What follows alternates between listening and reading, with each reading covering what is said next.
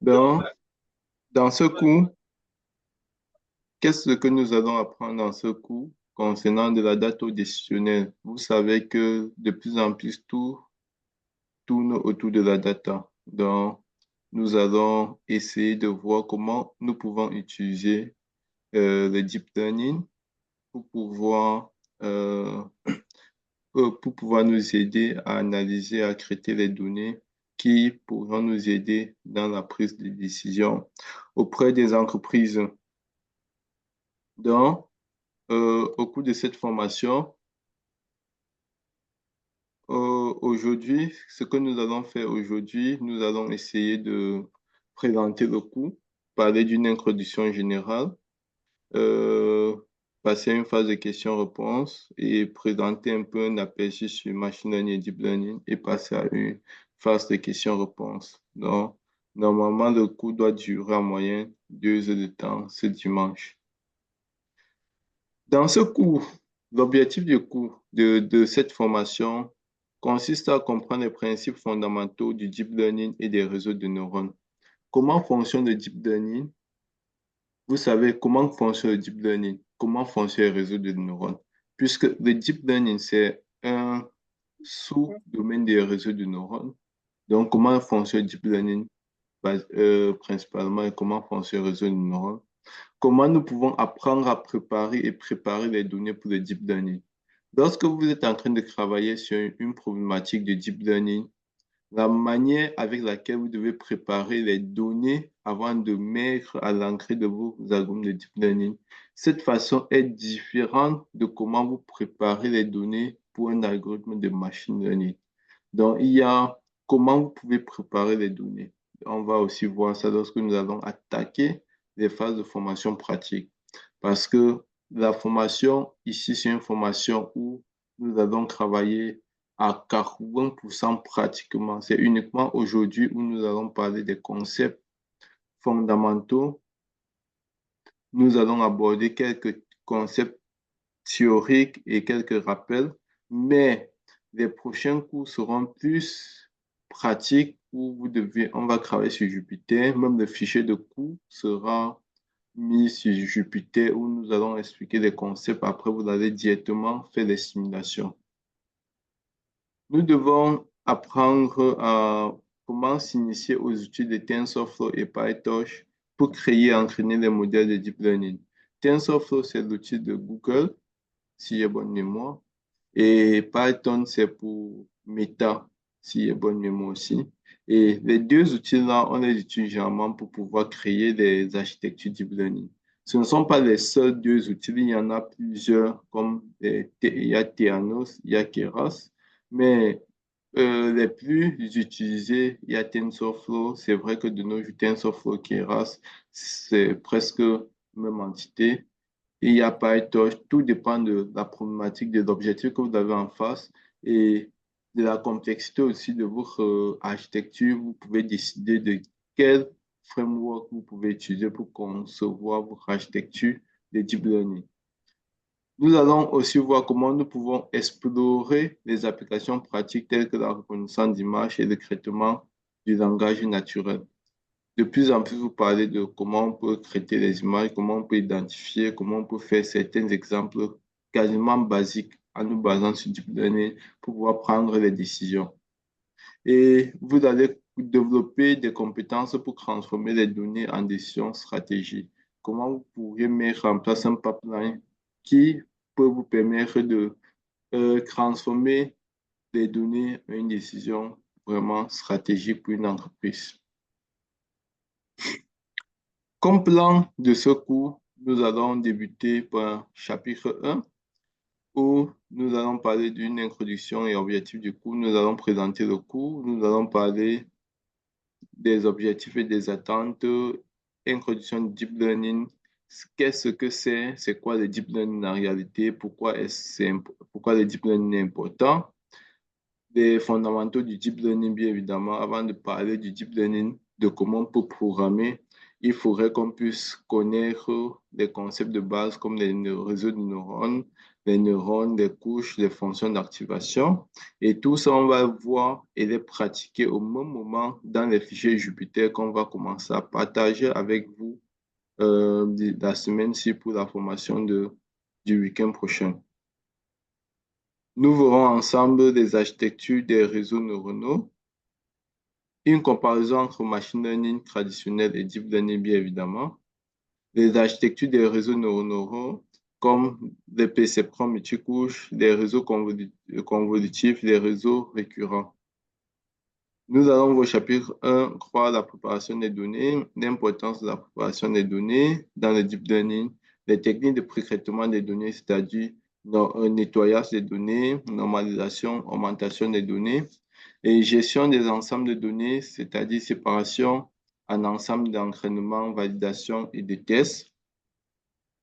Au chapitre 4, nous allons présenter les livrets comme les TensorFlow, PyTorch, les architectures, comment créer, entraîner un modèle simple avec TensorFlow, PyTorch, démonstration pratique et chapitre 5, application pratique du deep learning. Nous allons faire quelques cas pratiques et chapitre 6, nous allons, étant donné que vous aurez déjà maîtrisé les cas pratiques, comment quitter de la donnée à la prise de décision tout en passant par un algorithme de deep learning. Donc, c'est ce que nous allons couvrir et je sais que euh, certaines parties du cours, comme les fichiers Jupyter et autres, seront en anglais et je vais m'efforcer de les expliquer en français plutôt parce que il y a un 100% francophone parmi les participants qui est de nationalité tchadienne. Donc, à part s'il comprend l'anglais, Monsieur Raksumbe, tu nous écoutes? Allô?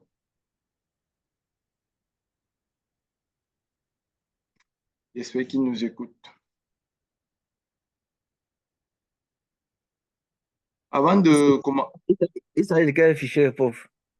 Non, on va partager plus tard des fichiers pratiques, Ah, des c'est les fichiers fichiers pratiques qui sont en anglais, hein? oui, qui sont en anglais. Ok. Ok, c'est les fichiers pratiques, je pense que c'est un peu plus simple quand même. Oui, ces fichiers pratiques, ce ne sont pas les fichiers, ce ne sont Ok, pas les PDF en anglais, ce sont les ok. fichiers C'est qu'à là, tout ça devait être les monolinguistiques. pratiques. Alors, Monsieur Taco est un bilingue à 100%. Ok. Des questions avant qu'on ne continue? Bon, moi j'ai une préoccupation. Je voulais installer PyTorch, je ne sais pas pourquoi ça n'a pas pris.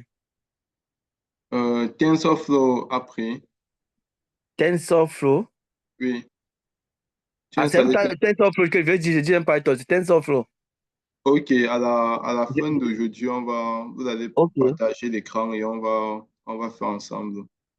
Ok. C'est vrai que je ne sais pas si je suis pas, je dois aller à l'église au plus tard à 9h. Ah, J'ai oui, oui, fait on ça à va 9h. finir. On va Ok, finir. d'accord.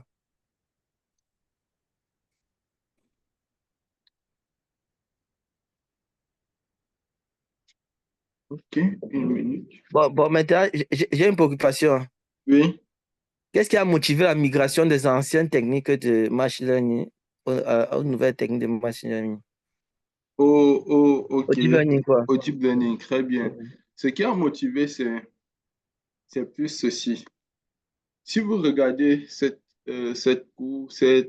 figure, vous vous rendez compte que si on commence au début, c'est plus le fait que les données sont de plus en plus grandissantes, de plus en plus grandissantes.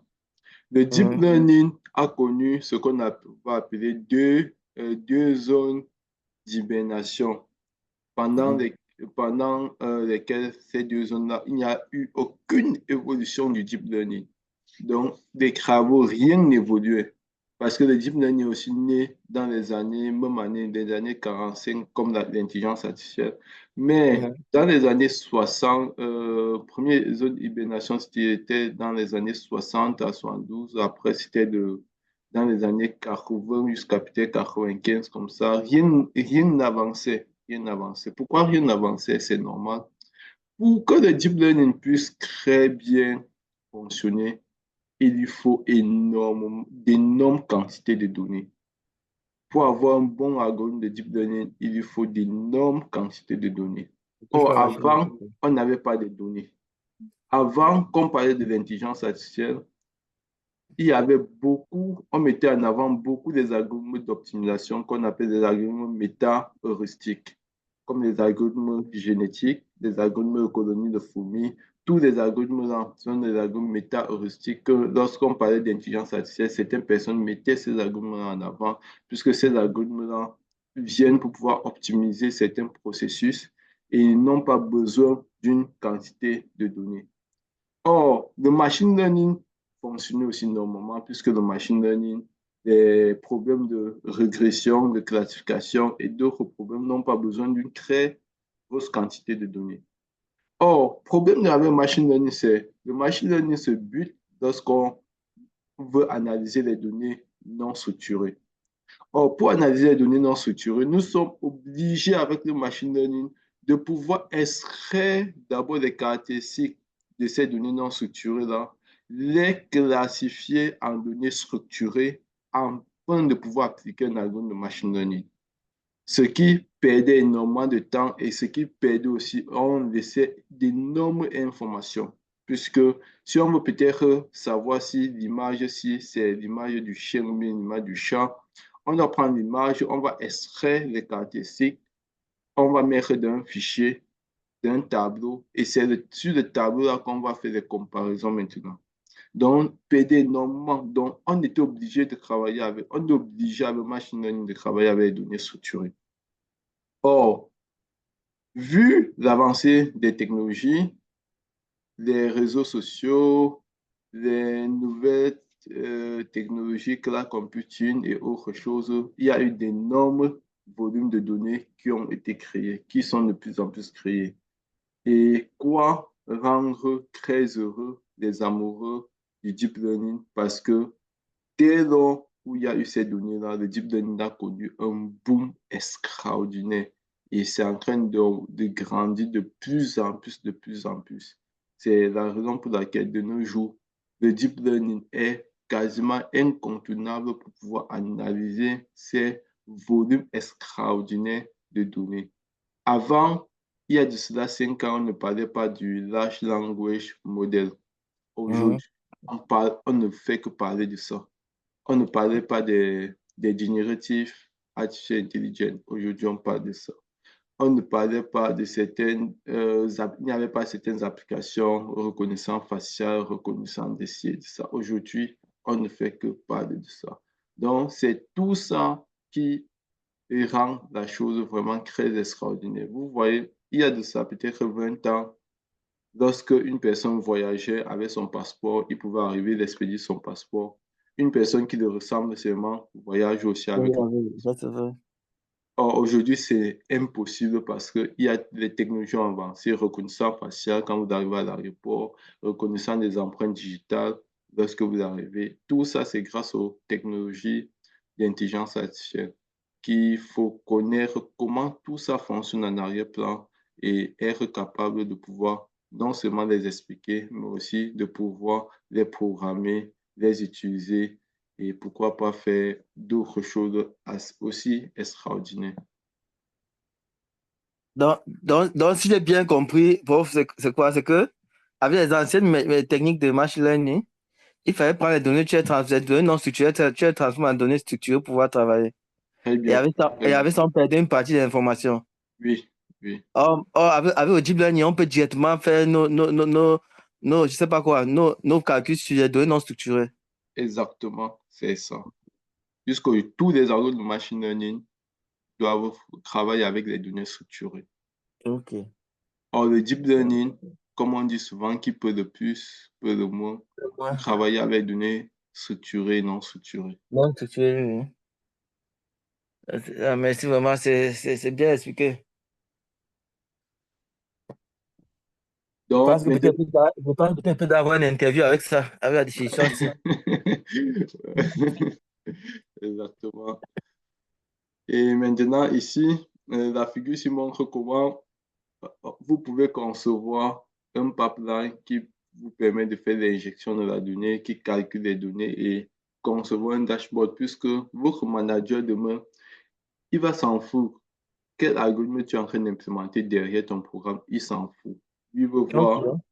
ce dashboard qui va lui permettre de prendre les bonnes décisions. Or, tout ce qui est derrière, c'est toi qui implémentes. Maintenant, le dashboard montre l'analyse en temps réel, peut-être des données collectées, des achats qui sont effectués, des produits qui sont en train d'être vendus, qu'on est en train d'acheter le plus, de telle sorte qu'à pouvoir anticiper sur l'approvisionnement, beaucoup d'autres choses. Donc, c'est un peu ça. C'est là qu'on parle de l'aide à la prise de décision. Quel outil peut aider à la prise de décision d'une entreprise? C'est... Allô?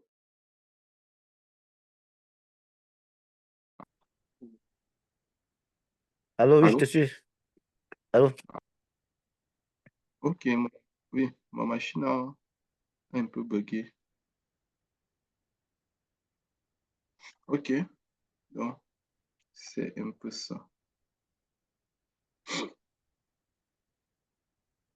Donc, comme je disais tout à l'heure, le monde connaît depuis ces dernières années une véritable révolution du fait de la croissance du numérique et de la digitalisation qui se veut de plus en plus présente dans divers secteurs d'activité. Ainsi, des quantités massives de données sont générées chaque jour, que ce soit par les entreprises, par les organisations ou encore par les particuliers.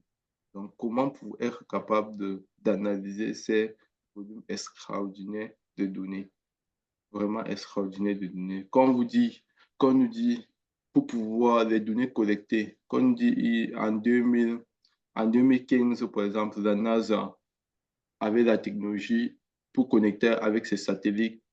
C'était, la connexion était de plus de 92 gigaoctets par seconde. De nos jours, ça dépasse les téraoctets pour une communication. Tout ça pour pouvoir transférer très rapidement les informations. Mhm. Avant de parler du deep learning, il est très important de pouvoir euh, rappeler certains concepts du machine learning pour qu'on puisse voir directement la différence lorsque nous allons introduire le deep learning. Je ne sais pas qui parmi nous ici euh, a entendu parler du machine learning, a travaillé un peu sur le machine learning et peut nous donner une petite définition du machine learning. Une minute.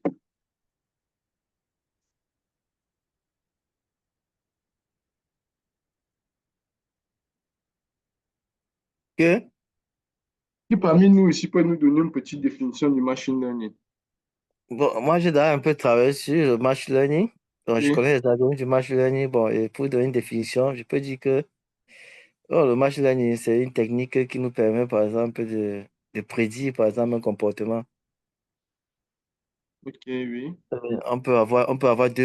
On peut classer le machine learning en deux grands types d'algorithmes, les algorithmes de classification et les algorithmes de régression. oui. Oui, oui. Donc, c'est un peu ce que moi je peux dire sur machine learning. Et tout ça dans le sens de faire une prédiction, quoi. Oui, oui. Là, Ouais. c'est ok. Tu as dit algorithme de classification, algorithme de régression. Mhm. C'est une classe de machine Oui, learning, oui, c'est ça c'est en une taille deux machine classes. learning, oui. Oui. Oui, oui, ça c'est les algorithmes super. Ça c'est le Très truc bien, super. très Maintenant, bien. on a l'analyse non supervisée, quoi, où on va voir le reinforcing learning, c'est ça? Non Ouais. supervisé, des algorithmes de clustering. Ok, Maintenant, il y a la dernière classe, c'est les algorithmes de reinforcement learning. ok. Thomas, C'est comme ça que je parle, Chris. Thomas, Oui, donc, tu as quelque chose à dire sur machine learning? C'est ça, ça vient comme les plans ici, ça vient calé ça. bon, excuse-moi, donc, je n'ai vraiment jamais travaillé sur le machine learning, mais à ma petite idée, je pense que le machine learning est une branche du génie info qui utilise les données pour essayer, pour développer les intelligences artificielles qui vont imiter le comportement humain. C'est ce que je pense. Bon, de ma petite compréhension de la chose. Je sais pas, je n'ai jamais traité avec ML. D'accord. Et Ratsumbe, quelque chose? Allô? Je ne sais même pas si tu nous écoutais parce que nous ne t'écoutons pas. Allô? Je ne sais pas si tu nous écoutes, nous, on ne t'écoute pas.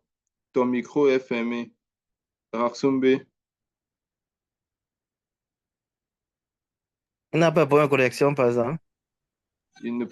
Je vous reçois. Maintenant, je travaille avec le téléphone. J'essaie de régler le problème donc dans mon PC qui dérange un peu. Ça refuse de prendre automatiquement. Je ne sais pas le souci. Donc, je vous suis bien. Mais je Ok, voulais partager avec mon écran de PC pour pouvoir bien voir et puis bien entendre, quoi.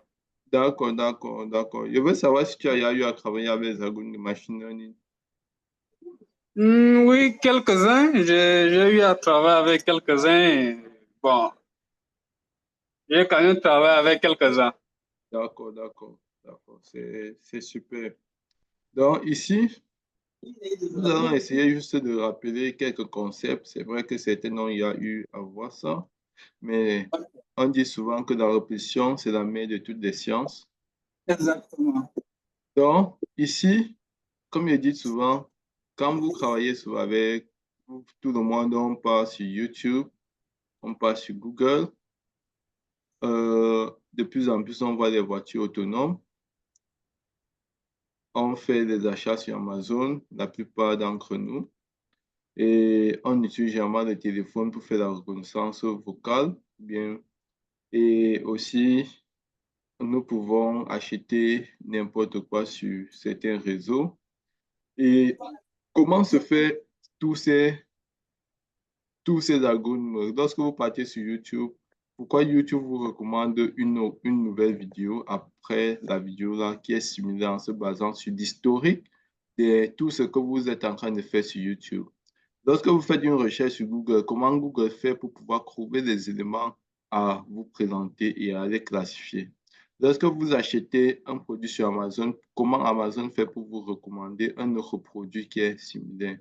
Comment fonctionnent les véhicules autonomes? Comment fonctionne la reconnaissance faciale? Comment fonctionnent les algorithmes utilisés dans les processus de trading ou bien dans les processus pour les adeptes du jeu au hasard des paris sportifs? Tout ça, c'est grâce aux algorithmes d'intelligence artificielle. Et ici, je vais uniquement prendre les deux parties, les algorithmes de machine learning et les algorithmes de deep learning. Généralement, on voit ici la programmation traditionnelle, ce que on enseigne communément à l'université ou bien aux écoles, c'est quoi? Vous avez un ordinateur. Pour pouvoir programmer, vous avez la donnée et vous avez le programme que vous écrivez. Et en sortie, vous avez la sortie, c'est-à-dire si on vous demande peut-être de programmer euh, le factoriel d'un nombre, écrire un programme qui calcule le factoriel d'un nombre. Vous écrivez votre programme et à l'entrée de votre programme, vous devez mettre le nombre et à la sortie, vous avez votre factoriel. C'est comme ça que la programmation traditionnelle fonctionne. Donc, vous écrivez un programme et vous mettez les données du programme. À la sortie, vous avez ce que vous attendez. Ça, la programmation normale qu'on nous apprend. Maintenant, en machine learning, c'est un peu différent. On a toujours des éléments comme data, programme and output. Mais en machine learning, en entrée, on a la donnée, on a la sortie. Et à l'entrée, on a la donnée, on a output qui est encore la sortie. Et en sortie maintenant de notre programme, notre boîte, on a le programme qui va nous permettre de faire ça. C'est-à-dire quoi? Communément en machine learning, on dit quoi?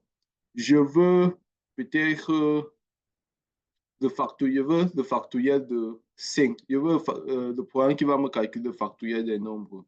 Je mets les nombres là, qui sont les nombres entiers. Je mets les nombres là je mets mes nombres comme entrée. À la sortie, il y a la sortie, les factoriels de tous les nombres là que je vais mettre comme aussi entrée de mon ordinateur. Et à la sortie, il y aurait mon programme. Donc, c'est un peu ça la philosophie derrière le machine learning.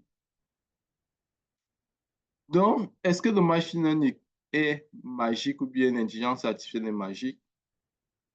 On va dire ici, non, il s'agit plutôt de jardinage. Comment? Dans l'algorithme, qu'est-ce que vous avez? Les semences ici. Si on prend le cas où vous êtes un planteur et vous avez quoi? Des semences ici, c'est comme votre algorithme. Vous connaissez un peu l'algorithme.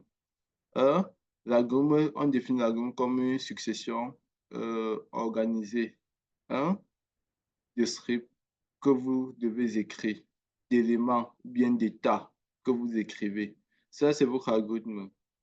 Maintenant, les semences, c'est votre algorithme.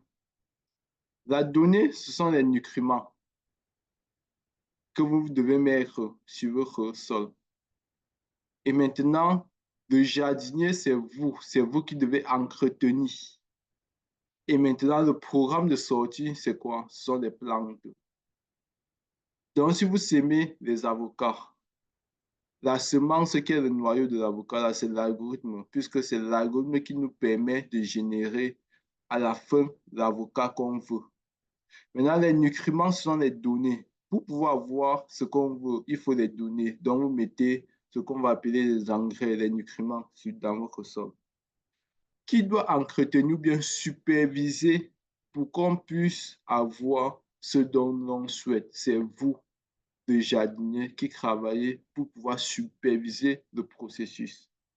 Et à la fin, on aura quoi? Le programme qui est la plante qu'on va avoir. Donc, c'est un peu ça, c'est pas magique. Donc, c'est plutôt le jardinage. Donc, quand vous pensez aux machines learning, pensez au jardinage.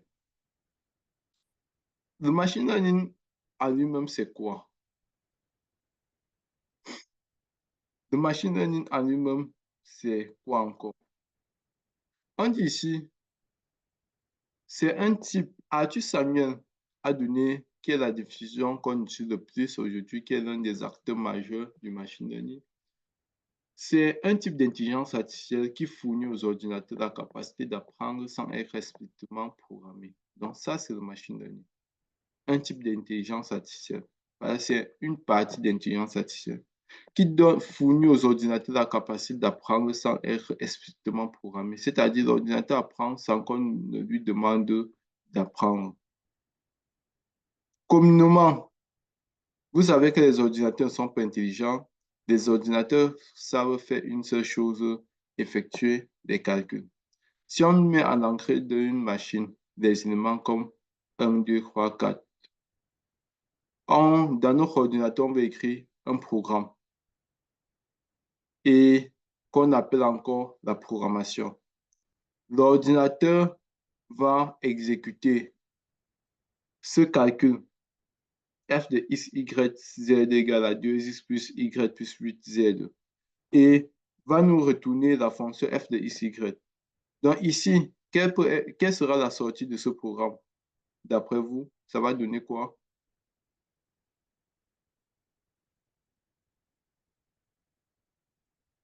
Allô? Allô, ça va donner 17?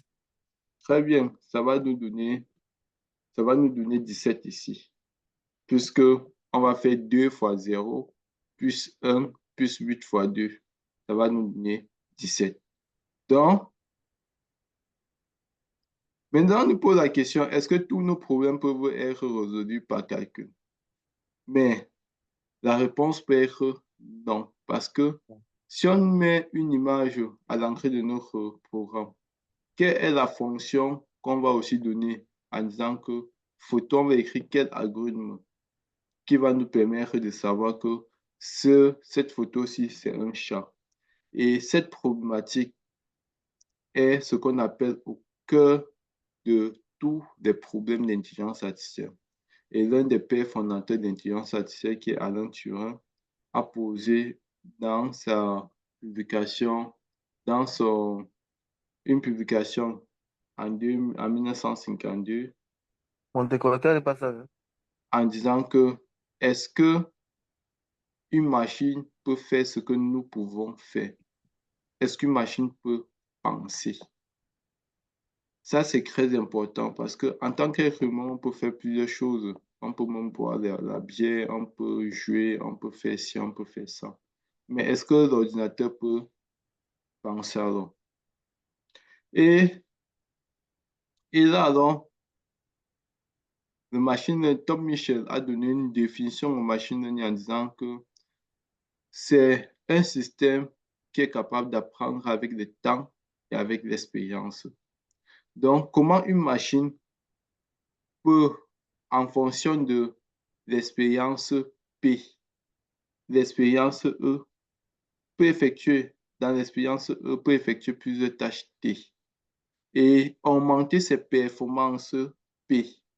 C'est-à-dire, plus l'expérience augmente, plus la performance de notre algorithme d'intelligence artificielle augmente aussi. Donc, plus l'expérience augmente, plus l'algorithme augmente et plus l'algorithme est performant.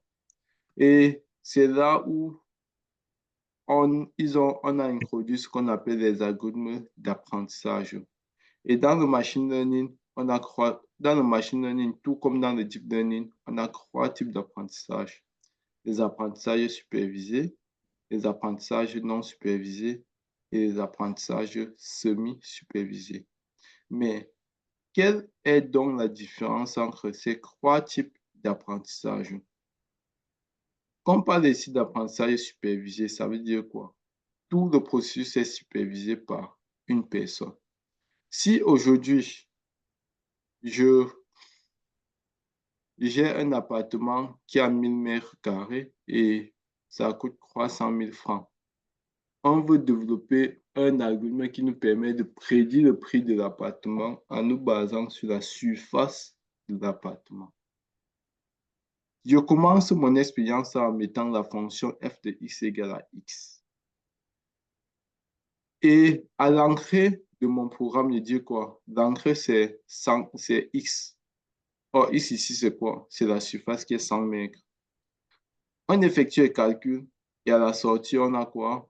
On a 100 francs. On se rend compte qu'il y a une différence en calculant l'erreur.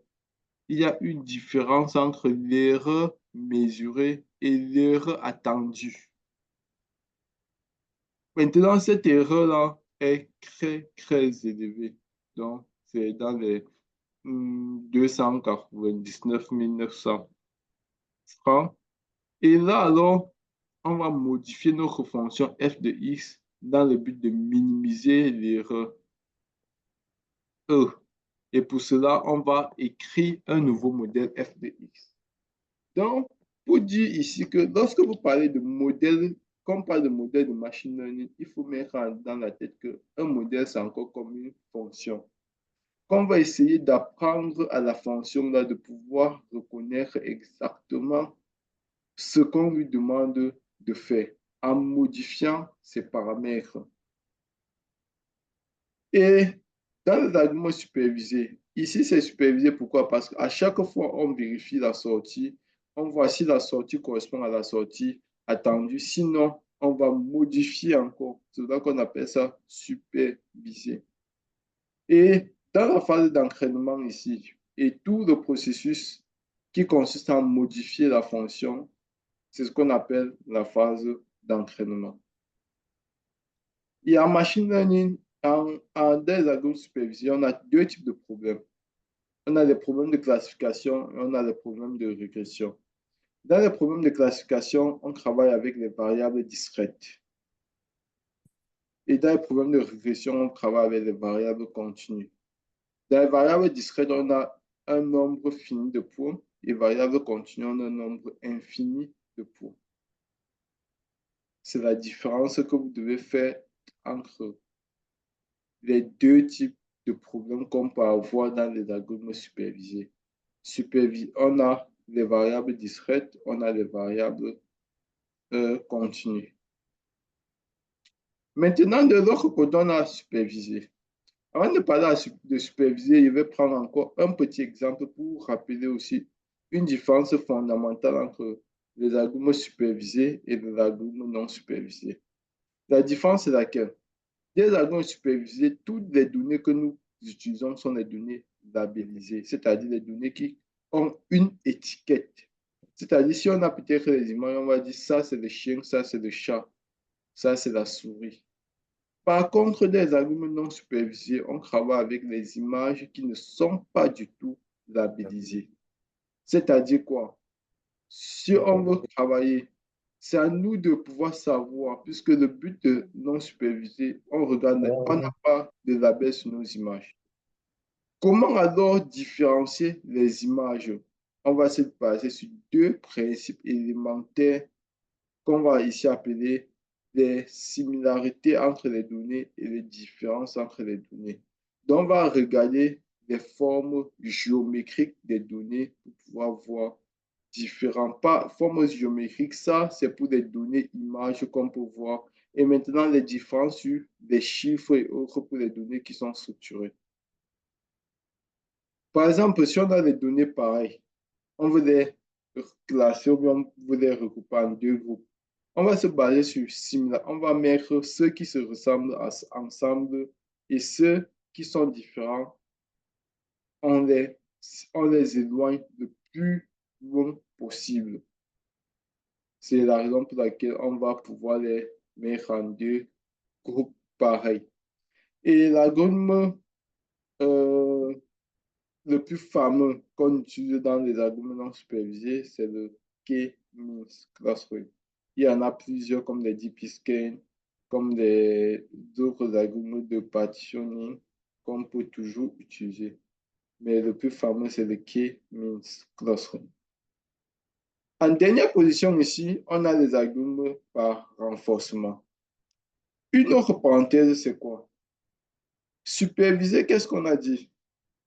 Superviser, on travaille avec les données labellisées. Toutes les données sont étiquetées et on supervise le processus d'entraînement. C'est là qu'il y a une phase d'entraînement et une phase de test. Donc, superviser, c'est comme quoi? Vous êtes peut-être mes étudiants, moi je suis le professeur. Je vous donne des exercices et on corrige ces exercices ensemble. Donc, je supervise le processus de correction ensemble. C'est ce qu'on appelle algorithme supervisé. Donc, je vous donne l'exercice et je corrige ces exercices-là avec vous jusqu'à ce que vous appreniez à faire les exercices-là par vous-même avec une précision quasi parfaite, c'est-à-dire à 100%. Ça, c'est algorithme supervisé. Non supervisé, je vous donne les exercices, je ne vous donne pas de correction et je ne supervise rien. Donc, je donne l'exercice et je tourne mon dos, je pars. Vous vous démerdez et vous vous débrouillez à trouver les solutions les plus probables des exercices que vous avez remis. Par renforcement, maintenant, vous venez en classe, vous n'avez ni exercice, ni correction. Vous vous débrouillez à trouver vous-même vos exercices, à trouver vos corrections. Donc, c'est vous, le prof et l'étudiant au même moment. Donc, pour dire que supervision, on vous donne une question et on vous donne la réponse. Non supervisé, on vous donne seulement les questions. Et par renforcement, vous n'avez rien. Ni de questions, ni de réponses. Vous devez générer vous-même vos expériences. Et comment est-ce que vous devez générer vous-même vos expériences? Puisque les questions viennent des expériences. Comment vous devez générer vous-même vos expériences? C'est là où la non supervisée fonctionne comment? Généralement, l'ordinateur est ce qu'on va généralement utiliser pour pouvoir exécuter nos tâches. Quand on parle de machine, la machine qu'on utilise, on va remplacer cela par un agent. Maintenant, ici, on a notre environnement. Où est-ce que l'agent va se mouvoir? Dans quel environnement l'agent va se mouvoir? Et on va définir les actions. Quelles sont les actions que l'agent peut effectuer dans cet environnement? Et comme l'agent peut effectuer une action dans son environnement, en fonction des actions que vous avez définies au préalable. L'action que l'agent effectue dans l'environnement peut modifier l'état, c'est-à-dire peut avoir des impacts sur l'état. Et maintenant, l'agent, les états, l'impact sur l'environnement, ça peut être quoi? Ça peut être positif ou négatif. Et c'est la raison pour laquelle l'agent, lui, s'il effectue si les modifications d'état qu'il effectue en fonction des actions sont positives, il reçoit une récompense en fonction des états qu'il effectue. Et la récompense qu'il effectue ici peut être positive ou négative. Donc, si tu fais le bien, on te donne une récompense positive. Tu fais le mal, on te donne une récompense négative. Et c'est alors où vous comprenez que le plus important pour nous, c'est de pouvoir gagner. Et on ne voit pas une personne qui peut souhaiter perdre. Donc, quelle action on doit choisir pour pouvoir maximiser les récompenses? Ça, c'est le but. Quelle action choisir pour pouvoir maximiser les récompenses? Donc, ici, nous devons réfléchir à l'action que nous devons choisir pour maximiser les récompenses. En termes simples, prenons le cas, vous,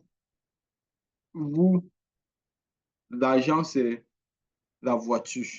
Nous sommes d'accord? L'environnement, c'est la route où la voiture doit pouvoir se mouvoir, rouler. Maintenant, les actions, c'est quoi? Quelles sont les actions qu'une voiture peut effectuer sur une route? La voiture peut accélérer. La voiture peut aller de l'avant, peut tourner à gauche, peut tourner à droite, peut faire la marche arrière. Maintenant, imaginez-vous voir les actions. On veut maximiser les récompenses. On dit, si tu respectes tout, tu as les points. Si tu ne respectes pas, on te retire les points. Imaginez-vous un dos d'âne, la voiture accélère plutôt au lieu de ralentir pour bien passer. Là, la voiture va recevoir une récompense négative et la voiture va directement comprendre que quand il y aura un dos d'âne, je dois pouvoir ralentir et non plus accélérer. Imaginez-vous une intersection, au lieu de tourner à droite, la voiture tourne à gauche. La voiture va recevoir une récompense négative et la voiture va directement apprendre qu'au lieu de tourner à droite, ici, dans cette intersection, je dois plutôt tourner à gauche. C'est ainsi que l'algorithme va pouvoir apprendre jusqu'à être performant. C'est là qu'on appelle apprentissage par renforcement. Il apprend en fonction de ses erreurs, il renforce, il se pose lui-même les questions. Est-ce que je dois avancer? Est-ce que je dois reculer? C'est bon? Des questions? Ah, c'est bon pour moi. Oui, c'est bon pour moi aussi. OK. Rax, des questions? Raxumbe,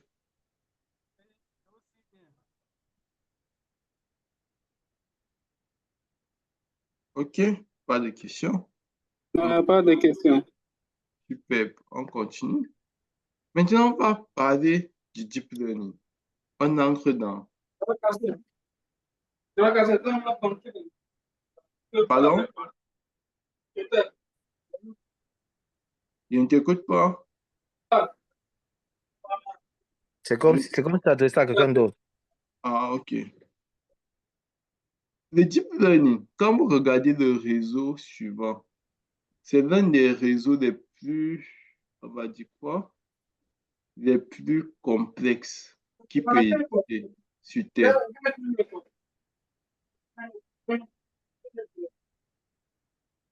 C'est l'un des réseaux les plus complexes qui peut exister sur Terre, ce réseau qu'on appelle le deep learning. Ce réseau est conçu des millions et milliards de connexions si vous regardez de près. Le nombre de connexions qu'il y a, milliards et millions de connexions.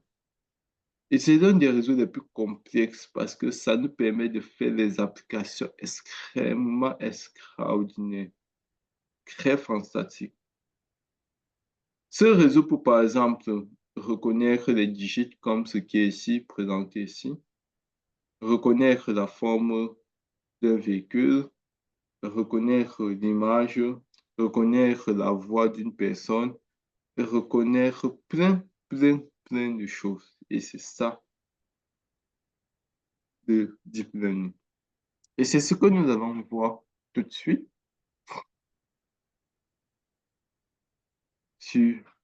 dans ce cours de introduction deep learning et généralité. Tout à l'heure, nous avons parlé du machine learning, qui est un type d'intelligence artificielle qui donne la capacité à un ordinateur d'apprendre sans toutefois être explicitement programmé. Maintenant, nous savons que le machine learning, c'est un domaine de l'intelligence artificielle et qui apprend à reconnaître les différentes tâches en se basant sur les exemples de ces derniers. Mais on remplace exemple-ci par données, puisque ce sont les données qu'on apprend à reconnaître. Dans machine learning classique, on a vu tout à l'heure que le modèle, c'est une équation. Ici, par exemple, on a un algorithme classique de machine learning qui est la régression linéaire. F de x égale à x plus b, l'équation, si nous tous nous avons vu ça depuis la classe de la 6e, je pense. Maintenant, pour que le modèle puisse être performant, il faut trouver les bons paramètres de A et B. Quelles sont les valeurs de A et B alors pour avoir un très bon modèle? Là, on va se mettre à chercher les bonnes valeurs de A et B. Donc, on va faire varier A et B, A et B, A et B, jusqu'à trouver les bonnes valeurs, de telle sorte qu'à ce que notre modèle doit être capable de minimiser l'erreur entre lui et les différents points et les différentes données. Maintenant, pour pouvoir minimiser cette erreur-là, on écrit donc pour un algorithme qu'on appelle algorithme d'optimisation, qui, dans un ordinateur, qui va tester les différentes valeurs de A et B jusqu'à obtenir une combinaison qui minimise la distance entre le modèle et les points. Comme vous pouvez voir ici, le but de notre algorithme, c'est de faire quoi? Minimiser la distance entre l'erreur et les points, c'est-à-dire avoir quelque chose ici au milieu qu'on va appeler encore notre algorithme, notre valeur optimale de A qui minimise. Donc, machine learning, le but, c'est de développer un modèle en utilisant un algorithme d'optimisation pour minimiser l'erreur entre le modèle et les données. Le machine learning peut être considéré comme tout de cercle-ci. Dans le machine learning, vous avez les algorithmes et les modèles comme le modèle linéaire, les arbres à décision, les supports, les vecteurs à support de machine. Et tout ça, ils ont leurs propres algorithmes d'optimisation. Un modèle linéaire, on a le gradient, la descente de gradient. Arbre à décision, on a l'algorithme de 4. On a la marge maximum, qui est l'algorithme d'optimisation qu'on utilise dans le FVM. Maintenant, le deep learning vient ici, qui est une partie qui utilise exclusivement les réseaux de neurones artificiels. Et lui, on va aussi avoir donné le modèle. Le modèle, ça sera les modèles des réseaux de neurones artificiels. On aura notre algorithme à optimiser et l'erreur du modèle qu'on va chercher à minimiser, bien évidemment. Nous avons vu que dans le machine learning, on a le modèle. Voici le modèle. F de x égale à x plus b. Dans le deep learning, on a pu ce type d'équation. On remplace ce type d'équation par un réseau de neurones. C'est maintenant le réseau de neurones qu'on va chercher à pouvoir apprendre pour qu'il puisse reconnaître ce qu'on souhaite. Raison pour laquelle de nos jours, vous voyez des applications de deep learning partout. Voiture autonome, reconnaissance véhicule, tout et tout. La police n'a plus besoin d'installer juste des caméras pour pouvoir capturer les différents brigands, les différentes personnes qui violent les feux de signalisation, les plaques de panneaux de signalisation, les feux de route et autres. Comme je disais à l'entame du cours, regardez la première différence entre machine learning et le deep learning. Dans le machine learning, si on veut savoir si l'arbre, si la photo d'arbre, si c'est vraiment l'arbre, dans le machine learning, on va s'asseoir, faire ce qu'on va appeler le feature extraction. Extraire les caractéristiques de l'arbre, on met dans un fichier Excel, un fichier structuré, et après cela, on peut faire la classification. Or, dans le deep learning, on prend directement l'algorithme, l'arbre, on met à l'entrée de notre algorithme pour pouvoir travailler avec. Donc, c'est déjà ça, la grosse différence entre les deux. Vous avez des questions? Oui, monsieur. Oui, vas-y. J'ai une question. Je voulais demander si deep learning, on peut le classifier comme et tu apprends par mode de renforcement. Je demande, monsieur. Si Je ne on sais pas peut si le vous avez suivi ma classifier question. par quoi? Si son apprentissage est par renforcement, parce qu'on voit très bien qu'il ne classifie pas, qu'il n'est pas capable qu'il ne classifie pas les données et qu'il n'a pas, et les données qu'il prend en entrée ne sont pas labellisées. Donc, j'aimerais demander si ça prend par renforcement. Non, le deep learning comme le machine learning a trois parties. Supervisé, non supervisé par renforcement. Donc, c'est juste Ça l'exemple. s'applique toujours. Oui, supervisé, non OK. supervisé, renforcement. Donc, Dans les trois modes vont toujours s'appliquer aux deux exactement pour le modes. deep learning. OK. La seule différence, c'est qu'on va retirer notre modèle qu'on avait, les équations, là, on remplace ça par les réseaux de neurones. Mais les trois modes s'appliquent toujours. D'accord, monsieur. Merci, monsieur. Autre question? OK.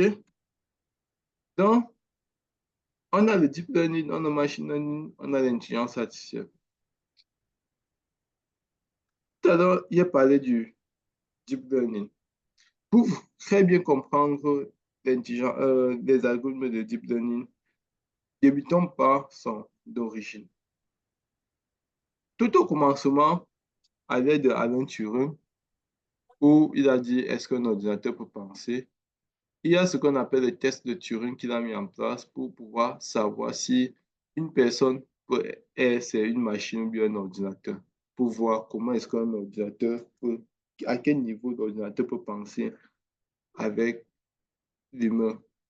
Il y a Warren McCulloch et Walter Pitt qui ont créé le neurone formel en 1943, qui est le tout premier réseau de neurones formels, qui a classifié uniquement les données binaires.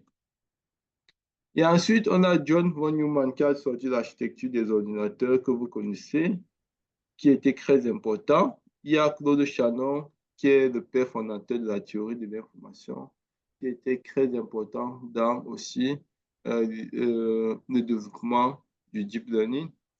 On a encore John von Neumann, qui a sorti ce qu'on appelle les mythes de l'intelligence artificielle, tels que la singularité technologique. Qu'est-ce que la singularité technologique d'après vous?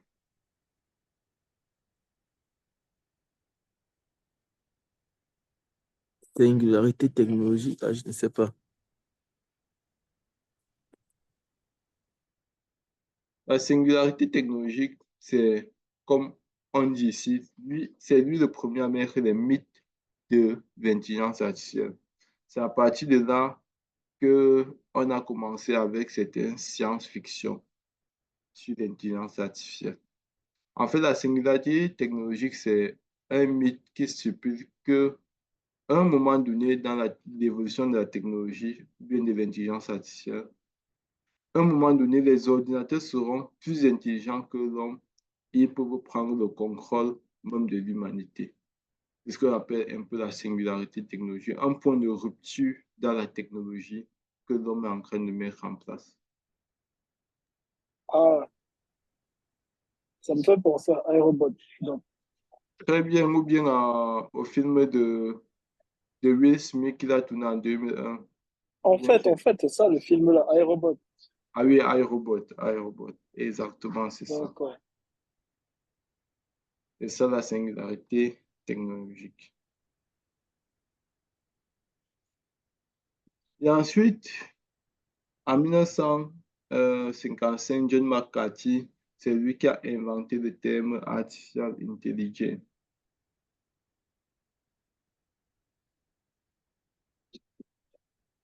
Bonsoir, chef. Il arrive, hein. Je vais bien et vous? Il arrive, hein. Ouais, ouais. Ok, il est là. Maintenant, en 1958, John McCarthy a inventé le premier langage d'intelligence artificielle qu'on appelait LIPS, Lisp Processor. Et en 1964, on a inventé le premier chatbot. Donc, le chatbot, c'est quelque chose qui date de longtemps, c'est même pas quelque chose de maintenant.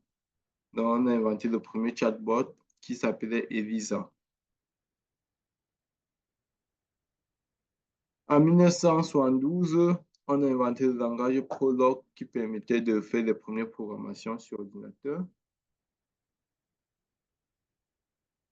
Et IBM a inventé le programme qu'on appelle Deep Blue, qui était un algorithme en 1995 qui a battu le champion du monde d'échecs. Et il y a des agents intelligents, enfin AlphaGo, un programme de Google qui a battu le champion du monde du jeu de Go, AlphaGo. Le neurone biologique, si vous avez fait un peu la science, le neurone biologique est formé ainsi. On a les ancrés, on a les dendrites nucléides, le corps cellulaire, les axones et les terminaisons. Et on s'est basé sur ce neurone biologique-ci pour pouvoir voir comment est-ce que les informations peuvent être transmises du neurone via ce qu'on va appeler les axones. Et comment est-ce qu'un neurone peut être activé ou bien désactivé.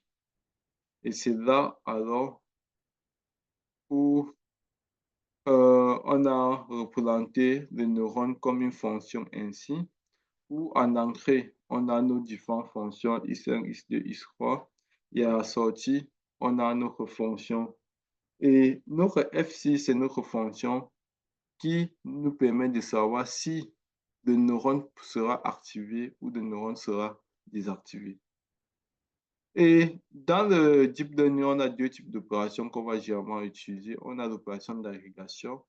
On va multiplier les différents entrées avec ce qu'on va appeler les poids de ces différentes liaisons. Les poids des différentes liaisons. Et en deux, on a ce qu'on appelle la fonction d'activation. Si la fonction Fc est égale à 1, alors le neurone sera activé. Si c'est égal à 0, alors le neurone sera désactivé. Et c'est ce qu'on appelle encore le threshold logic unit. Et après, il y a eu, voici encore ça, le threshold logic unit. Après, il y a eu ce qu'on appelle l'invention du perceptron et l'entrée en jeu de la théorie de Hebb, qui est une théorie qui est née, qui vient de la théorie de la biologie. En fait, le perceptron a un algorithme qui lui permet de chercher les paramètres W. Parce que dans la théorie de Hebb, on dit lorsque deux neurones biologiques sont mis ensemble, leur force, il y a alors deux neurones biologiques qui sont, quand deux neurones biologiques sont mis ensemble, excités ensemble, alors leur force, il y a un mélange encore leur force de ces deux neurones biologiques-là. Et le perceptron a un algorithme qui lui permet de chercher les paramètres W. Et pour cela, c'est quoi? Si on entraîne un neurone avec les données de référence afin de pouvoir renforcer les paramètres W à chaque temps de l'entrée X. Et l'entrée X est activée au même moment que la sortie Y qui présente ces différentes données. Ici, c'est l'algorithme qui nous permet de mettre en place ce qu'on va appeler le premier algorithme d'apprentissage, où en W, qui est le poids des neurones, on essaie de mettre à jour les différents poids ici. W égale à W plus alpha, où alpha ici, c'est le taux d'apprentissage. Y, c'est la sortie attendue, moins la sortie obtenue, multipliée par X qui est l'entrée. Et on met alors à jour notre poids. Et c'est là où Geoffrey Hinton, qui est l'une des personnes les plus, qui a eu tous les prix. Et dans l'intelligence artificielle, il y a un prix qui est au même titre que le prix Nobel, qui lui a été décerné aussi. Il a eu tous les prix. C'est lui qui a inventé le perceptron à multicouche. Vous savez, le perceptron à lui seul ne peut pas. Le perceptron est un modèle linéaire.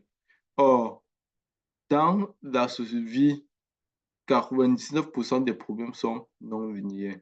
Or, lui, il a mis en place plusieurs couches de perceptrons afin de pouvoir être capable de résoudre les problèmes non linéaires.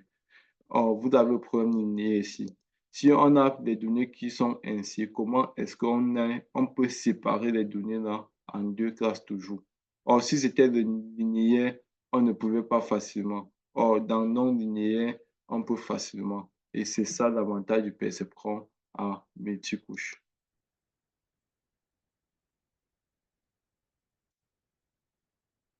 Or, qu'on parle de perceptron à multicouche ici, lui encore, il a mis en place un algorithme qui permet de faire l'apprentissage des différents poids de nos perceptrons, qu'on appelle la propagation vers l'arrière, qui consiste à déterminer comment les sorties du réseau varient en fonction des paramètres W et B présents dans chaque couche. W, c'est le poids et B, c'est le biais qu'on introduit. Donc, regardez un peu ici. Dans le perceptron, le réseau de neurones backpropagation. Ici, on a le forward propagation. On a premier apprentissage, on envoie jusqu'on obtient notre sortie obtenue. Dans notre sortie obtenue, on évalue alors ce qu'on va appeler la fonction objective. Et on va calculer les pertes.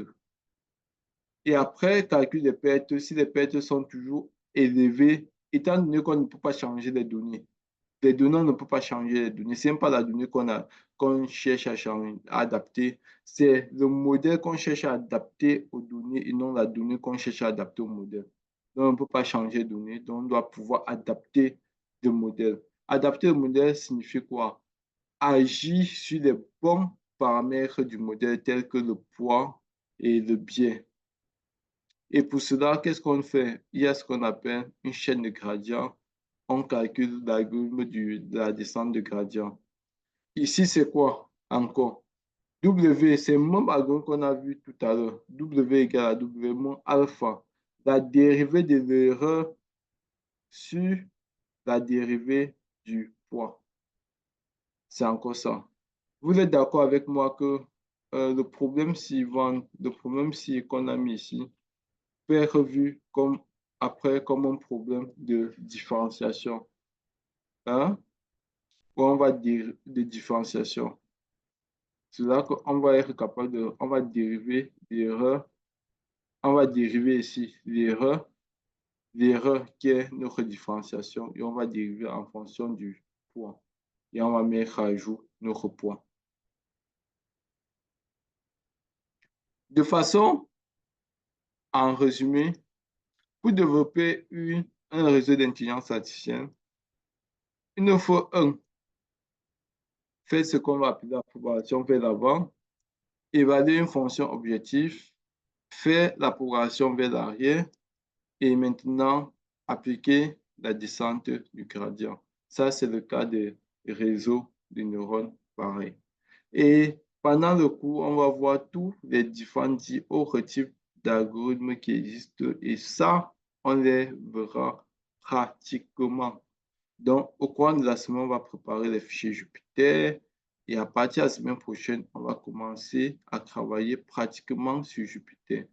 L'objectif du cours aujourd'hui, c'était de vous mettre dans le bain pour que vous puissiez savoir les concepts de base, au moins quand on va manipuler les différents éléments pratiques, vous saurez déjà que tel élément, on a vu ça ici, ça signifie telle chose, tel élément, on a vu ça, ça signifie telle autre chose. Donc, c'était très important. Des questions?